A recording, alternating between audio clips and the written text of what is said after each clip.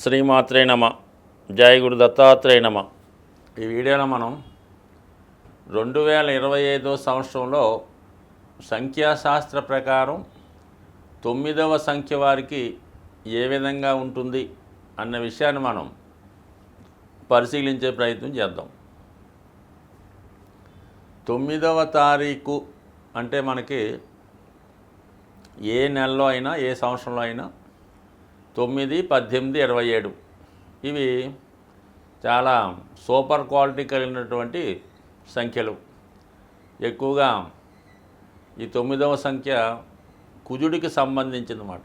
కుజుడు భూమి కారకుడు, యంత్రాలకు కారకుడు.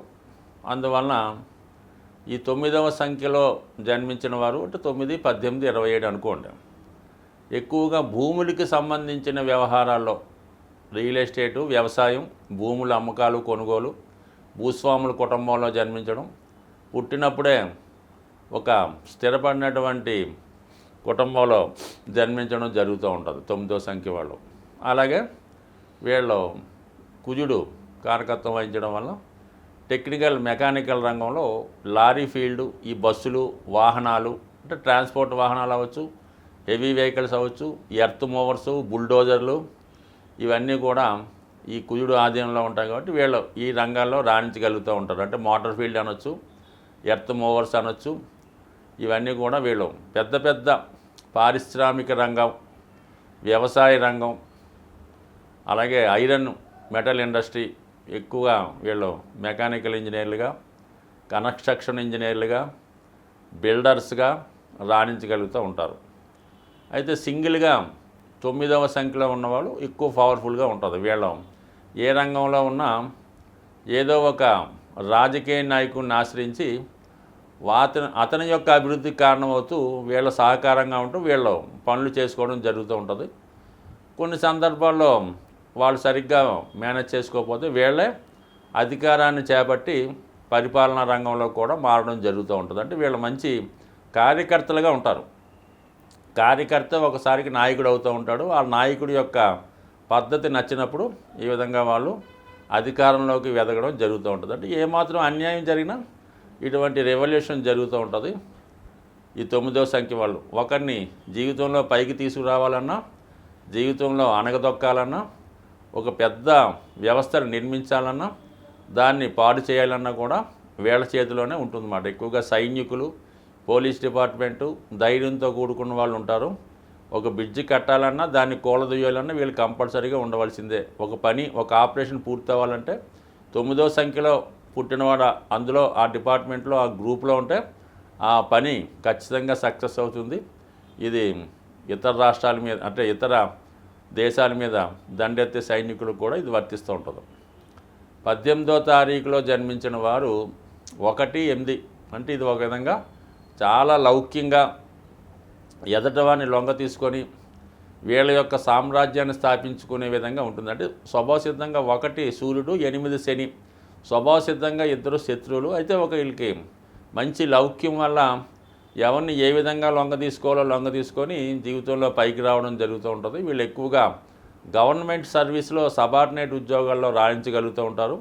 చిన్న స్థాయిలో అంటే ఒక క్లర్క్గానో, తహసీల్దార్గానో ప్రవేశించి సబ్ కలెక్టర్గానో, కలెక్టర్గానో రిటైర్ అయ్యేదాకా వీళ్ళ యొక్క ప్రస్థానం సాగుతూ ఉంటుంది. చాలా లౌక్యంగా, చాలా నేగ్గా ఎక్కడ ఎలా ఉండాలో అలా వెళ్తూ ఉంటారు. ఇక 27వ సంఖ్యలో జన్మించిన వాళ్ళు ఎక్కువగా చాలా హెల్పింగ్ నేచర్ కలిగి ఉంటారు. వీళ్ళు ఎంతసేపు ఇతరులకి హెల్ప్ చేద్దామనే చూస్తూ ఉంటారు. చాలా నిజాయితీగా ఉంటారు.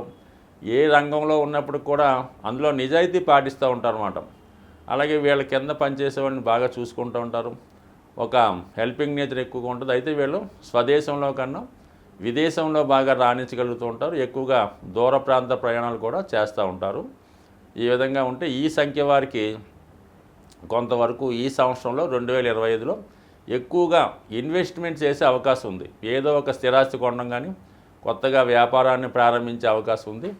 అలాగే వీళ్ళు ఈ సంవత్సరంలో కొత్తగా ఉద్యోగం ప్రారంభిద్దాం అనుకున్న వాళ్ళకి చాలా వరకు కొత్త అవకాశాలు రావడం జరుగుతుంది. ఒక విధంగా చెప్పాలంటే వీళ్ళు ఉద్యోగం చేయడం కన్నా వీళ్ళకి వీళ్ళే ఉపాధి కల్పించుకొని 10 మందికి ఉపాధి కల్పించే విధంగా కూడా ముందుకెళ్ళే అవకాశం ఉంది. అలాగే ఈ సంవత్సరం ప్రథమార్థం అంతా కూడా కుటుంబపరమైన ఖర్చులు, శుభకార్యాలకి సంబంధించిన ఖర్చులు, ఏదో ఒక వివాహ వేడుకో ఫంక్షనో దైవ కార్యక్రమాల్లో పాల్గొంటూ ఉంటారు.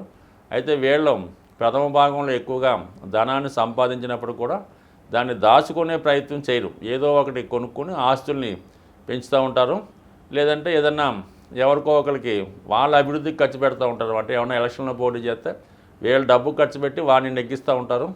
లేదంటే వీళ్ళు డబ్బు ఇన్వెస్ట్ చేసి వేరే వాళ్ళకి పెళ్లి చేయడము, వాళ్ళకి ఏదైనా ఉద్యోగం చూపించడం చేస్తూ ఉంటారు.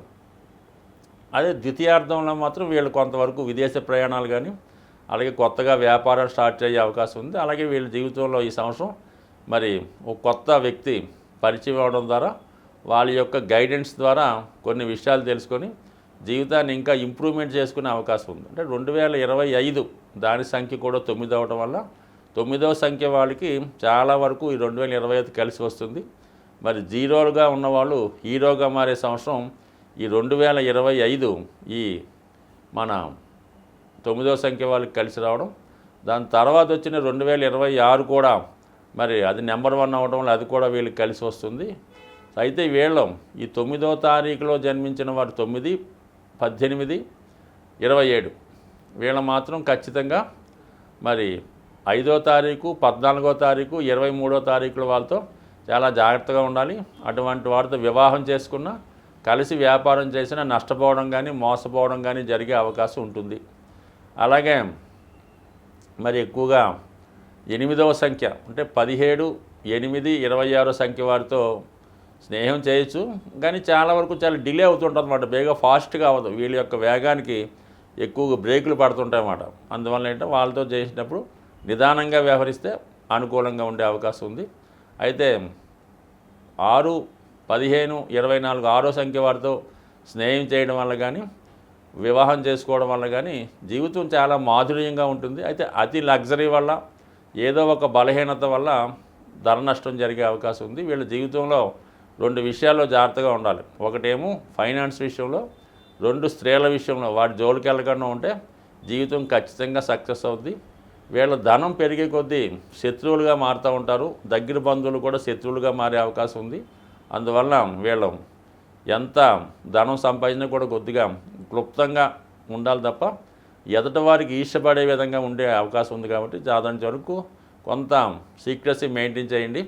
చాలా పొదుపుగా ఉన్నట్టు కనబడుతూ ఉండాలన్నమాట. ఇది చేసుకుంటే మంచిది. మీరు డబ్బు ఎక్కువ సంపాదిస్తే సొంత బంధువులే శత్రువులుగా మారి మీ పతనానికి కారణం అవడం కూడా జరుగుతూ ఉంటుంది. ఈ విషయంలో జాగ్రత్త వహించడం మంచిది.